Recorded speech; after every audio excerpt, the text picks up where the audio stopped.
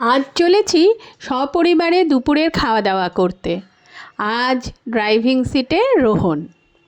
এসে পৌঁছলাম আমাদের গন্তব্য বাবু কালচার। এখানে এখন চলছে ইলিশ উৎসব, আমরাও সামিল হলাম। ভেতরের অ্যাম্বিয়েন্সটা কিন্তু বেশ মনোরম। ইলিশ কাটলেট দিয়েই শুরু করলাম আজ। এরপর একে একে এলো ইলিশের মুড়ো দিয়ে ডাল, ইলিশের ঝুড়ি, ভাপা ইলিশ, সঙ্গে চিকেন কষা। শুধু রূপে নয়, গুণেও স্বাদও ছিল অপূর্ব। এরপর এলো গন্ধরাজ ঘোল আর পায়েস। সব শেষে পান মশলা এক সুন্দর কৌটো করে পরিবেশন করা হলো। এটা বেশ নজর কাড়ল। চলুন এবার বাড়ির পথ ধরি। এখানে যারা আমাদের অর্ডার নিলেন এবং পরিবেশন করলেন, সকলেরই ব্যবহার বেশ মার্জিত।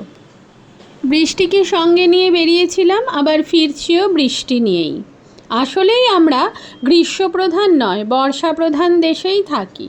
যাই হোক, একটা ভালো দিন কাটিয়ে আজকে ফিরছি বাড়ির পথে। দেখা হবে পরের দিন আবার নতুন কোনো ভিডিও নিয়ে। তাহলে আজকের মতো টাটা।